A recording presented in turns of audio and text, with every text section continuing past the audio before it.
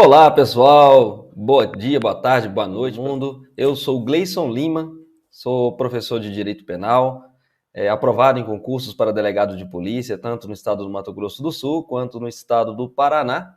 E estou aqui com vocês hoje para a gente trabalhar um pouco sobre as questões envolvendo direito penal, legislação penal especial, especificamente da grandiosa banca VUNESP, a banca responsável pelo concurso público da Polícia Civil do Estado de São Paulo. E hoje a gente vai trabalhar de uma forma breve e objetiva como é que funciona essa banca, como é que funciona essa questão do estudo para a VUNESP, é um estudo realmente bem direcionado, e nós aqui do Dedicação Delta estaremos com vocês para que a gente possa construir e consolidar essa formação em termos de estudo para um concurso público nesse nível aí, com uma vasta concorrência, e estamos aqui de mãos dadas realmente para a gente poder construir e consolidar essas possibilidades mais reais de vocês serem aprovados. O que a gente quer aqui é contribuir para que vocês realmente possam olhar para a ideia do concurso público com a seriedade de estudo que se precisa ter para que se possa ser aprovado. Ser aprovado no concurso público exigirá de vocês muito empenho, muita dedicação, mas também um treino especificado para que você possa realmente começar a angariar mais questões, para que você possa ser aprovado dentro das cabeças, dentro das vagas, dentro das realidades aí de você prosseguir no certame até mesmo ao final dele ser efetivamente nomeado. Então, sem mais delongas, nós vamos trabalhar aqui algumas questões de direito penal. Em seguida, eu vou prosseguir com questões de direito de legislação penal especial e vou trabalhar com vocês especificamente questões VUNESP. Enquanto isso, a gente vai trabalhar com a tela. A primeira que eu gostaria de colocar para vocês aqui é a tela de direito. Vamos lá? Maratona de questões. Essa maratona de questões VUNESP, como vocês estão vendo aí, é do Dedicação Delta, primeiramente trabalhando direito penal, prosseguindo já nas questões para que a gente não possa ter perda de tempo aqui, porque para concurseiro, como também já fui, perda de tempo é perda de questões, é perda de estudo de doutrina, e coisas que a gente não pode se dar ao luxo. Concurso exige muito empenho, muita resiliência. Vamos para a primeira questão? Primeira questão que a gente traz aqui é a questão VUNESP, Polícia Civil, do estado de São Paulo, do ano de 2018, foi o último concurso. E uma questão que a gente quer assim, destacar, muito cuidado com as questões da VUNESP. Primeiro que tem pontos que elas são extremamente objetivas. E segundo, que há questões de criminologia, como vocês vão ver aqui, criminologia e também de direito penal dentro do direito penal. Então, fiquem espertos, estudem com muito afinco e observem toda a intertextualidade disso. Veja bem o que a questão vem nos dizer.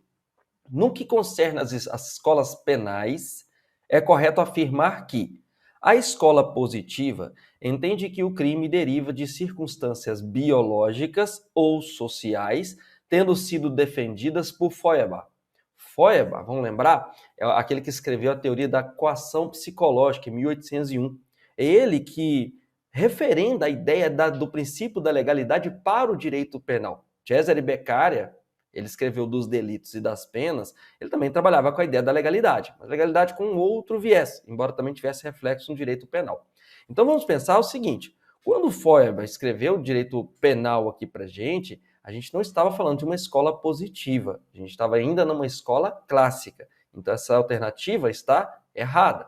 Quando a gente vai para a letra B, a gente fala o seguinte, olha, é correto afirmar que a escola clássica funda-se no livre-arbítrio e tem Carrara como um de seus maiores expoentes. Opa, aqui tem alguma questão interessante. Realmente, Carrara está na escola clássica, ele é um expoente. E será que o livre-arbítrio realmente está dentro da escola clássica? Vamos lembrar que sim, mas está muito boa a questão, está muito evidente, pode ser que seja ela. Vamos para a letra C? Lombrosiana. Quando a gente fala de Lombrosiana, a gente já lembra imediatamente de Lombroso. Lombroso foi aquele que escreveu O Homem Delinquente. Toda vez que a gente fala de Lombroso, a gente também lembra de escola positiva. A escola positiva entendia que o sujeito era um ser inferior, o sujeito que cometia crimes. E esse sujeito precisava ser curado, eventualmente. Alguns defendiam até que deveria ser morto, que alguns eram incuráveis, né? Como Garofalo falava. Mas, enfim, Lombroso é da escola positiva. Então, o que ele falava aqui? Vamos ver o que a questão nos diz. Acredita que o homem é racional e nasce livre. Errado. Lombroso não falava isso, ele é da escola positiva. Quem entende que o homem é racional e nasce livre, escola clássica.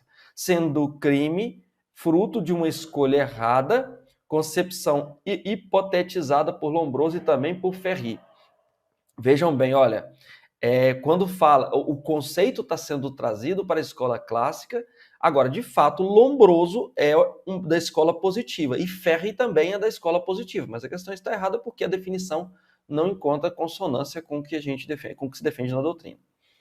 A letra D fala: a escola clássica entende que a pena é medida profilática de cura, pensamento defendido por Carminani. Gente, de acordo com a escola clássica, ela não entende que a pena é uma medida profilática, não, muito pelo contrário. Carminani falava: olha, a pena é retributiva e ponto final. O sujeito praticou um crime, praticou um mal com o mal que ele pague ele. Por isso que a escola clássica não defendia essa ideia de cura. Ideia de cura nós temos aonde? Escola positiva, lembra de Lombroso, lembra do homem delinquente, assim vai. E por último, escola positiva nasce em contraposição às ideias de Lombroso, defende o justnaturalismo e tem Garófalo, um de seus doutrinadores. Não, gente. Não é, da positiva nunca foi contraposição às ideias de Lombroso, muito pelo contrário. O Lombroso participa da escola positiva, por isso que essa alternativa está o quê? Está errada. Trouxe aqui alguns pontos para que vocês possam analisar melhor. Vejam que a alternativa B, portanto, é aquela que encontra consonância com a ideia das escolas penais, né? Mas quando a gente abaixa mais um pouco aqui, a gente começa a verificar, montei aqui um mnemônico para a gente lembrar. Quando a gente falar de escola clássica, a gente vai lembrar de livre-arbítrio, a gente vai lembrar da CBF, joguinho de futebol aí, né? CBF, quem que são os principais expoentes dessa escola penal clássica? Carrara, Beccaria e Feuerbach, beleza? CBF, Carrara, Beccaria e Feuerbach. Vamos lembrar sempre de Beccaria, um grande expoente também, várias áreas aí trabalhadas dentro do direito penal, mas ele escreveu um pequeno livro, mas um grande manual, que fala dos delitos e das penas, lá nos idos 1764, tá? Feuerbach escreveu a teoria da coação psicológica em 1801, também um grande expoente.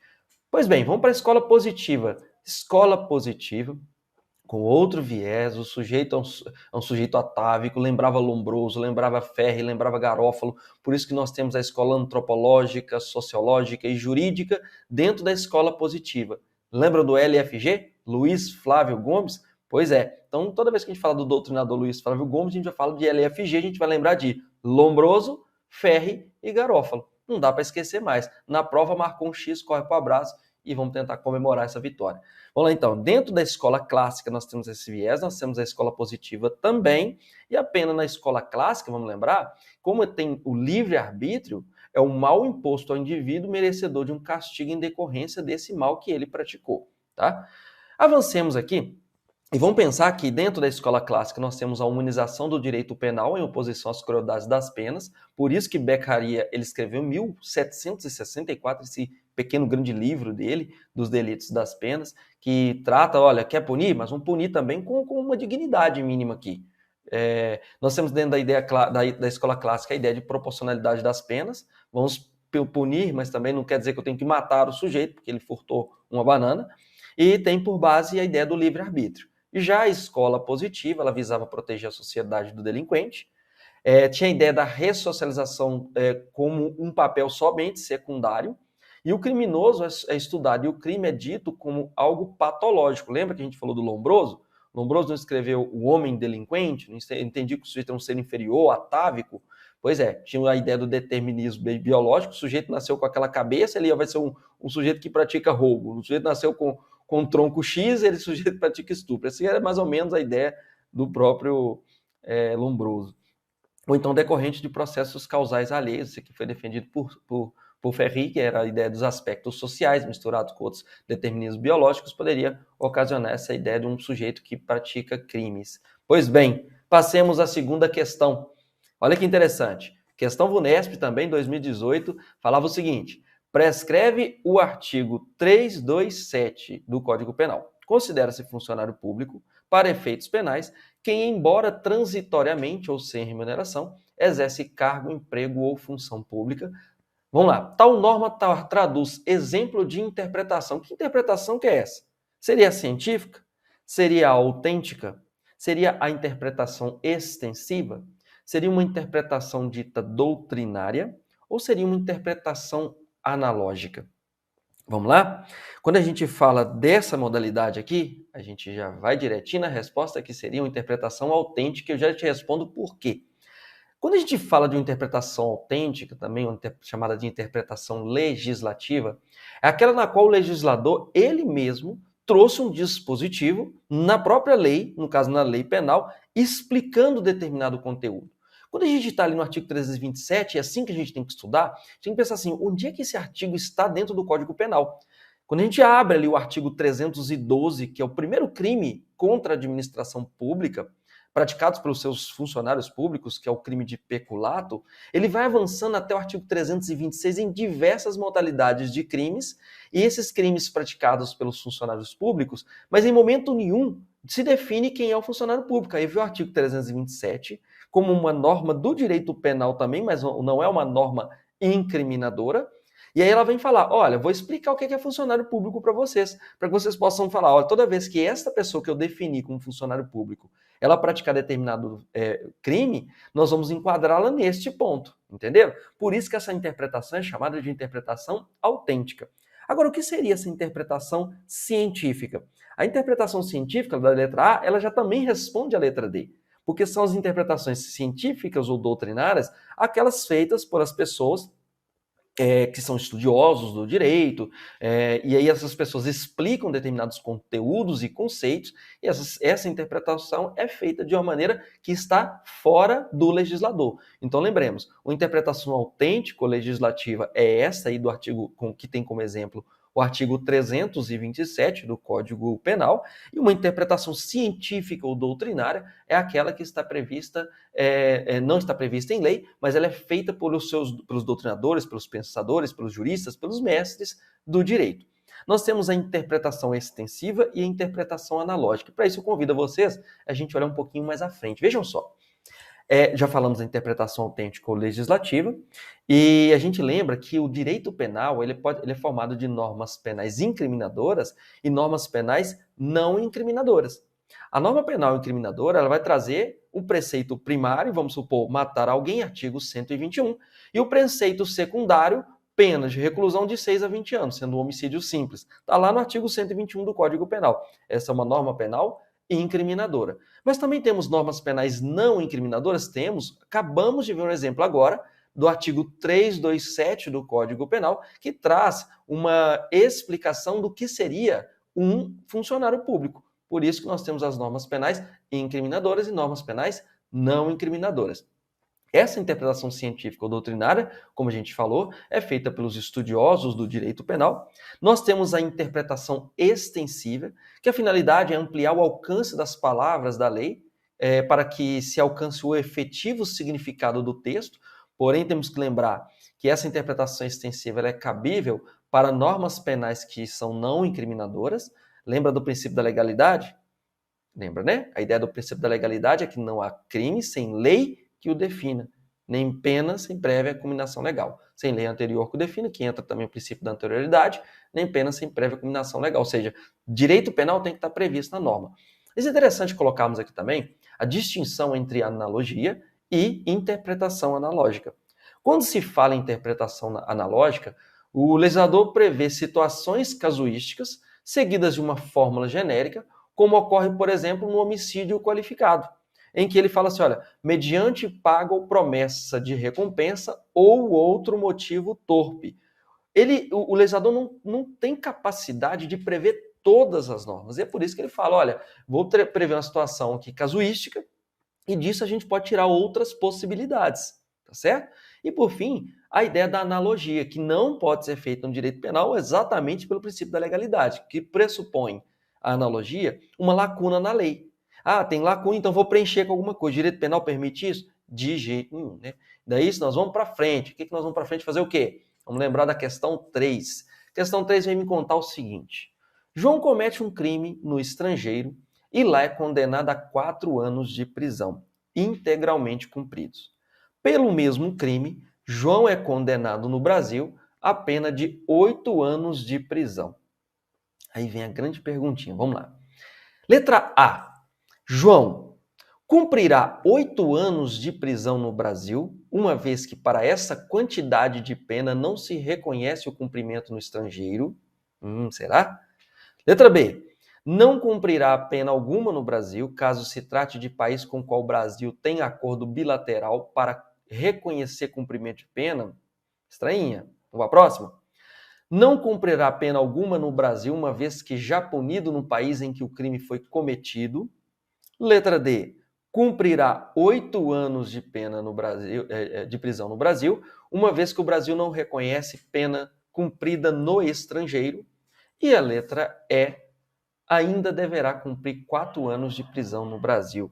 Gente, essa aqui é uma questão que dá para a gente resolver em alguns pontos, até mesmo por uma situação lógica. E a gente vai olhar no direito penal, e aqui é um tema que trabalha com a extraterritorialidade.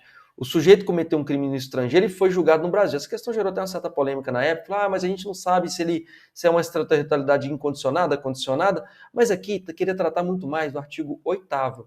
Vejam bem por que a questão número 3, letra E, que ele ainda deverá cumprir no Brasil esses 4 anos, ele tem uma previsão expressa. Dá uma olhadinha aqui, ó. Vamos lá. É uma hipótese de extraterritorialidade da pena? É. A aplicação da lei penal brasileira sobre crimes cometidos fora do território nacional. Nós temos aí o princípio da extraterritorialidade. Nós temos, dentro desse princípio da extraterritorialidade, veja o que o artigo 8º já fala. A pena cumprida no estrangeiro atenua a pena imposta no Brasil pelo mesmo crime, quando diversas, ou nela é computada quando idênticas. Vamos lá, olha quando a gente volta na questão, a gente vê o seguinte, o sujeito foi condenado a 4 anos lá e no Brasil a 8. Uai, se ele foi condenado no Brasil a 8 pelo mesmo fato, eu vou fazer ele cumprir mais 8 aqui? Não, eu vou ter que computar esses 8 anos, esses 4 anos nos 8 anos que ele foi condenado aqui, ou seja, vai sobrar 4 anos, vão sobrar 4 anos. Quando eu volto lá no artigo 8º, fala assim, a pena cumprida no estrangeiro, novamente, atenua a pena imposta no Brasil pelo mesmo crime, quando diversa. A pena é diversa? Não, são 2 penas de prisão. Ou nela é computada quando idênticas. Então vou computar, vou pegar o 4 que já cumpriu, subtrair dos 8 que ele foi condenado aqui. E aí vamos para um bizu. Bizu é termo de polícia. Vamos lá, o bizu fala o seguinte, a gente vai lembrar da SIDA. Vai computar se idênticas e, se diversas, vai atenuar. SIDA, CI, computa se idênticas. DA, se diversas, vai atenuar a pena. Bacana? Então essa questão não é uma questão difícil, uma questão meio letra de lei, mas que exige um pouquinho de interpretação de vocês aí. Vamos lá. Próxima questão, questão número 4, VUNESP, Polícia Civil de São Paulo. Vamos lá, a definição é a seguinte. Existe tracinho para preencher quando a gente prevê o resultado, mas espera sinceramente que não ocorrerá. Ponto e vírgula. Prosseguindo.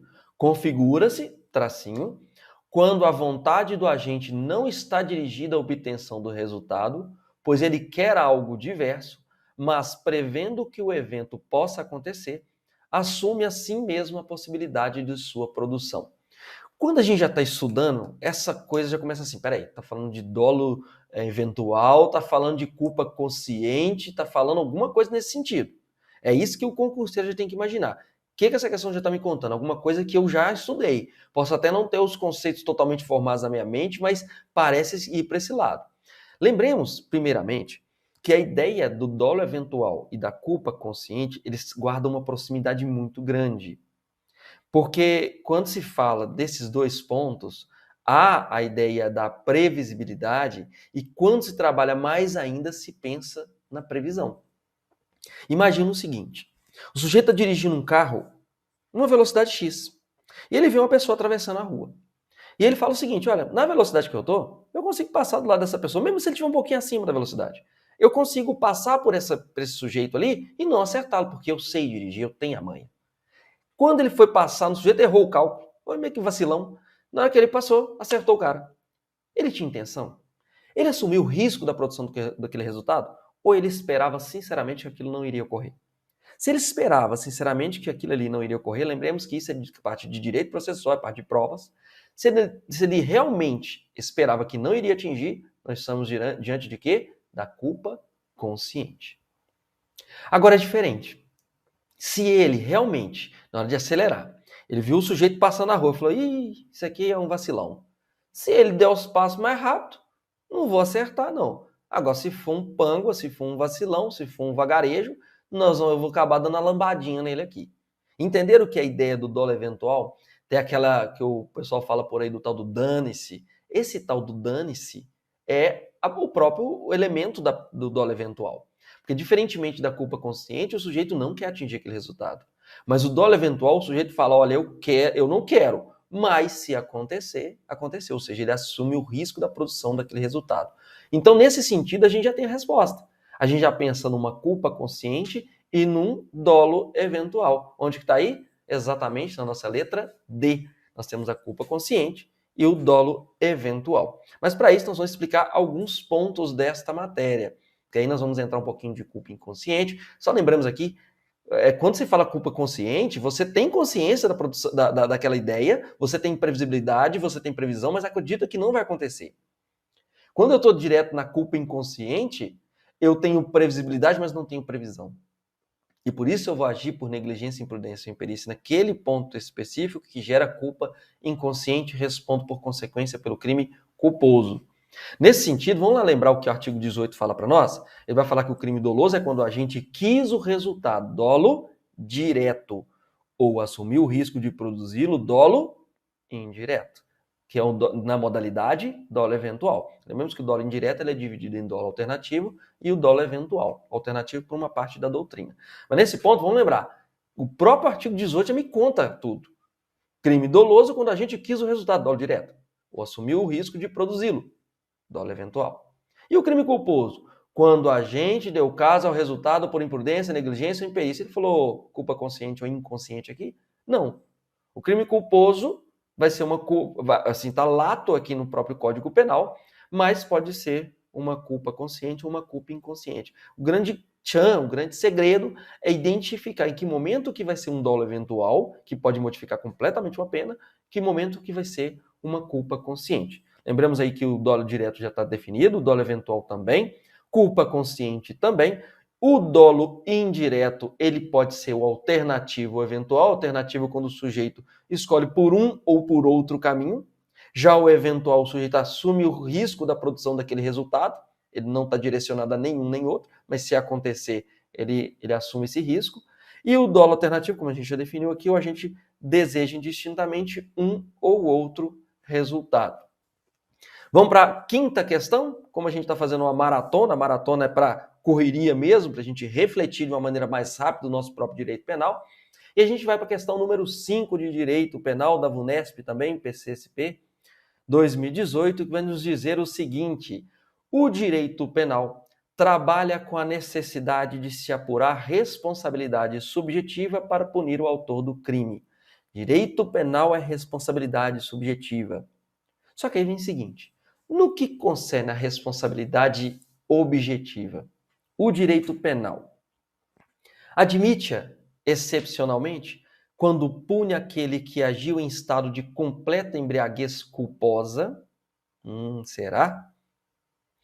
Não a admite em hipótese alguma.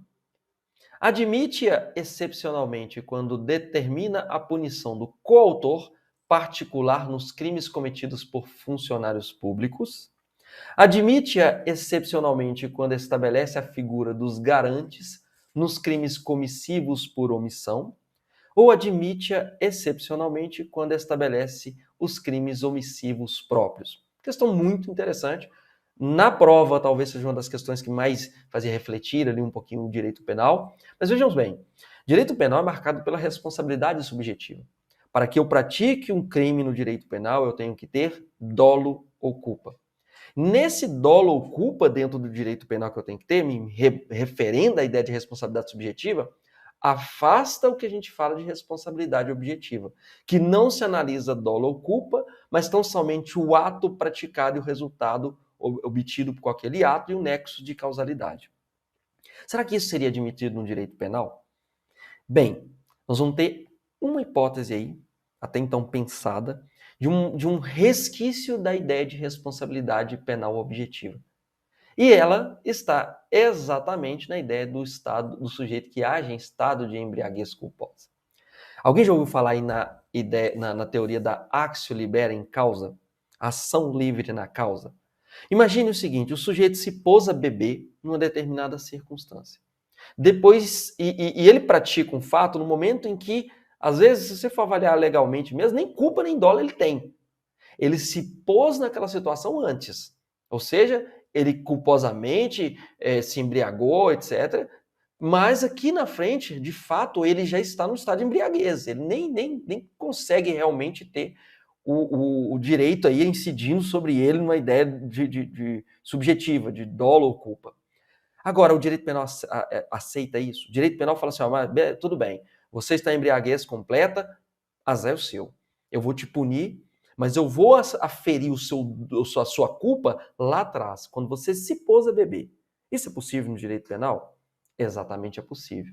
Então eles entendem que há um resquício de responsabilidade objetiva no direito penal quando a gente trabalha com aquele que agiu em completa embriaguez culposa, exatamente se baseando na actio libera in causa, ou seja, uma ação livre na causa. Lá atrás, esse sujeito se pôs a beber e aqui na frente, o que ele cometeu de conduta que atrás se pondo a beber, gerou esse resultado. Então ele não pode aferir o resultado dele nessa conduta dele aqui, que ele praticou ao final, atropelando alguém, ou seja o que for que ele cometeu, eu não vou aferir o dolo e culpa dele aqui.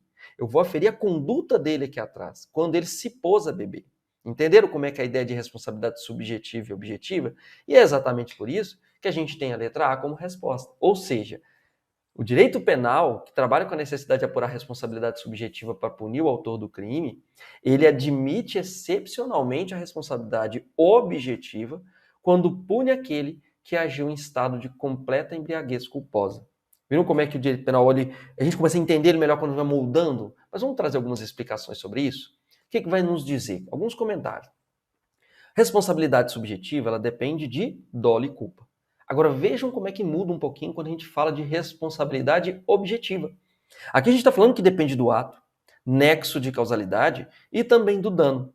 Quando a gente vai no artigo 28.2 do Código Penal, ele fala assim, embriaguez culposa pelo álcool ou substância de efeitos análogos não exclui a imputabilidade penal. O que ele está me dizendo? Olha, não adianta você me alegar lá na frente que você estava completamente embriagado, que não tinha dolo ou culpa, mas que teve um ato nexo de causalidade e dano. Aí o direito vai responder, olha, isso não te isenta de pena, porque eu estou te avaliando no momento que você se pôs a beber. É nessa hora que eu vou aferir esse elemento subjetivo seu e no momento que você de fato lá praticou a conduta, vão ter um resquíciozinho sim de responsabilidade penal objetiva, porque ali eu não quero saber se teve dolo ou culpa. Eu vou avaliar pela actio libera in causa lá atrás. Por isso nós temos aí essa teoria que eu acabei de falar dela, e aí por baixo a gente fala, a embriaguez voluntária ou culposa, ela não induz inimputabilidade e não atenua a pena de ninguém. Agora, já a embriaguez pré-ordenada, ou seja, a embriaguez que eu me ponho para beber, para criar coragem, para virar um machão, ir lá e praticar determinado tipo de fato. Ela, muito pelo contrário, ela é uma circunstância agravante, de acordo com o artigo 61.2L do Código Penal. Por fim, nós vemos aqui também que a embriaguez fortuita ou de força maior, ela vai afastar a culpabilidade quando ela tornar o sujeito completamente incapaz realmente de praticar aquela conduta, porque ela pode simplesmente somente diminuir a sua culpabilidade. Está ali no nosso artigo 28, parágrafo 1º. Com isso, a gente dá uma fechadinha no direito penal e vamos falar algumas questões, porque o nosso tempo hoje é escasso, nós vamos ter outras questões no decorrer das maratonas, e nós vamos falar agora de legislação especial. Também cai no concurso de vocês, dentro de legislação especial no concurso da Polícia Civil do Estado de São Paulo, algumas questões bem interessantes aqui a gente pode trazer. Vamos para a primeira? Primeira questão de legislação especial, também da Polícia Civil do Estado de São Paulo. Eventuais questões, pessoal, vou trazer alguma adaptação, porque se não tiver adequada à legislação atual, como teve questão na época que estava tratando da lei de abuso de autoridade anterior, eu vou trazer em algum desses pontos das maratonas que vamos fazer, elas já com adaptação, de acordo com a lei 13.969 de 2019. Né? Vamos lá, então. Com relação aos crimes de trânsito, é correto afirmar. Crime de trânsito, lembra sempre, Código de Trânsito Brasileiro. Tá lá os crimes a partir do artigo 302, que vai trazer o homicídio culposo, depois 313, lesão corporal culposa, e assim vai. Tá? O que nós podemos falar se é correto ou não afirmar? Em qualquer hipótese de lesão corporal, a ação penal será pública condicionada. Será? Será? Aqui muito interessante vocês pegarem essa questão, porque vai trabalhar um pouco de outras leis. Vocês vão ver como é que é importante ler uma lei, mas com o olho na outra. Porque senão a gente acaba perdendo questão de bobeira. Vamos avançar. No crime de homicídio culposo, a ação penal poderá ser pública condicionada. Será que no homicídio culposo poderá ser pública condicionada? Vamos avançar. O crime de embriaguez ao volante não admite transação penal. Não admite, será? Vamos lá. Mas nada impede a incidência da suspensão condicional do processo. Vamos só dar uma parêntese aqui. O VUNESP tem que ler muita lei. Muita lei. Às vezes até a pena dessa lei. Porque ela cobra, às vezes, questão ipsis literis, exatamente como está na norma. Letra D. O crime de violação da suspensão ou proibição de se obter a permissão ou habilitação para dirigir veículo é incompatível com a suspensão condicional do processo. E por último, o crime de fuga de local do acidente não é considerado uma infração penal de menor potencial ofensivo. Verificaram que aqui a gente vai ter que ver várias coisas, do tipo, transação penal? Onde é que está isso? Suspensão condicional do processo? Também onde é que está isso? Uai, para ser pena de um crime de menor potencial ofensivo, qual que tem que ser a pena? Veja que eu estou falando olha como é que a questão fala, com relação aos crimes de trânsito. Mas onde é que ela remeteu a gente? Lá para a Lei 9.099 de 95, que trata dos juizados especiais cíveis e criminais, sendo que dos criminais está a partir do artigo 60. Lembramos já de uma vez. Falou de juizado especial criminal, nós estamos falando de crimes cujas penas, são as contravenções, quaisquer delas, e os crimes cujas penas não ultrapassem 2 anos. Beleza? As penas privativas de liberdade não sejam superiores a 2 anos. Por fim, por delongar dessa questão, o que a gente vai ver dela e que a gente torna interessante? Veja a letra C. O crime de embriaguez ao volante não admite transação penal, mas nada impede a incidência da suspensão condicional do processo. Entende que aqui eu vou ter que saber a pena dele? Vamos pensar na pena desse crime? Qual que é a pena desse crime? Opa, já veio aqui. Por isso que eu falei a letra C. É porque é a letra C, mas vamos lá por que fala isso da letra C. E a gente vai ter que ver que cada um desses crimes ele vai trazer uma condicionante diferente para a gente avaliar. Ó. Opa, foi demais. Deixa eu ver. Aqui. Vamos lá, olha só. O que o artigo 306 aí nos fala? Conduzir veículo automotor com capacidade psicomotora alterada em razão da influência de álcool ou de substância psicoativa que determine dependência. A famosa embriaguez ao volante. Olha a pena dele. 6 meses a 3 anos. Primeira coisa, cabe juizado especial criminal? Juizado especial criminal, não acabei de falar que é pena de até 2 anos? Então já elimina a ideia de juizado especial criminal. Segundo ponto, cabe transação penal? Não cabe transação penal, porque a pena não é compatível com a transação penal, que está lá no nosso artigo 76 da 9.099. Terceiro ponto, cabe suspensão condicional do processo? Muito cuidado aqui. Sursi processual, que é a suspensão condicional do processo, ela está lá na Lei 9.099, precisamente seu artigo 89. E o que vai me falar? Se o crime tem pena mínima não superior a 1 ano. Trabalha com outro parâmetro. É pena mínima não superior a 1 ano. Então, se eu vejo uma detenção de 6 meses, o que significa? Olha, a pena máxima ultrapassa 2 anos. Não vai caber transação penal, não vai caber juizado especial criminal, porém, é possível aplicar o instituto da suspensão condicional do processo, que está previsto no artigo 89 da Lei 9.099/95, que não necessariamente precisa abarcar tão somente crimes do juizado especial criminal. Olha que interessante. A Lei 9.099, ela traz um instituto, que é a suspensão condicional do processo, do artigo 89, que não se aplica tão somente aos fatos que estão previstos no juizado especial criminal, ou seja, para crimes de até 2 anos. Quando é que eu vejo isso muito facilmente? Se você pega um crime de furto simples, que a pena é de 1 a 4 anos, está lá no Código Penal. E olha que a pena é de 4 anos. Mas eu posso aplicar a suspensão condicional do processo? Posso, porque a pena do furto simples é de quê? 1 ano apenas. Agora, quando eu vejo aqui o artigo 306, então será que aqui eu poderia aplicar? Posso também aplicar a suspensão condicional do processo. Aí eu volto na questão e ela vem me contar o quê? Olha lá.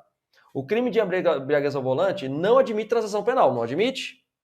Mas nada impede a incidência de quê? Da suspensão condicional do processo. Muito interessante essa questão, faz a gente obrigatoriamente estudar outros institutos do direito, não só dos crimes de trânsito, mas também da lei de 9.099. E a gente avança, vamos lá pensar nos outros crimes? Olha lá, eles não falaram o seguinte, ó, olha o que a questão me conta. Ela me fala assim, como é que me fala? Em qualquer hipótese de lesão corporal, ação penal é pública condicionada. Há hipóteses, muitas hipóteses que realmente lesão corporal culposa, ela vai ser pública condicionada à representação.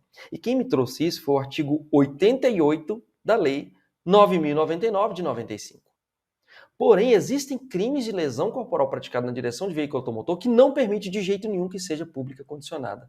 E aí a gente vai lá no artigo 291 que vem contar pra gente o seguinte, olha, aplica-se aos crimes de trânsito de lesão corporal culposa o disposto nos artigos 74, 76 e 88 da Lei 9.099, exceto se o agente estiver. Ou seja, posso aplicar composição civil de danos, transação penal, a ideia do crime ser pública condicionada à representação se é lesão corporal, ou seja, artigo 74, 76 e 78, porém eu não vou aplicar isso se o sujeito estiver sob influência de álcool ou qualquer substância psicoativa que determine dependência. Se ele pratica lesão sob influência de álcool, aí vai ser pública incondicionada.